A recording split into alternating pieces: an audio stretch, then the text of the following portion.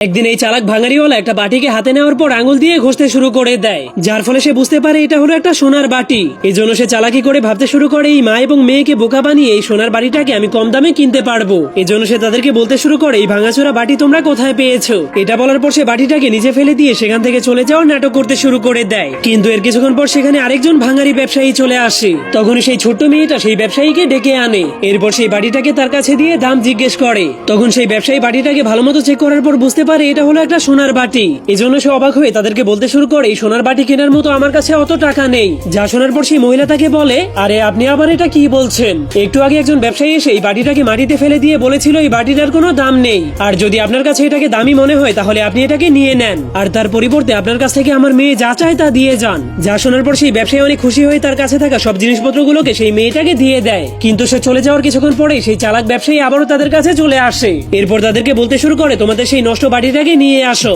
তার পরিবর্তে আমি তোমাদেরকে 5-10 টাকা দিয়ে দিব।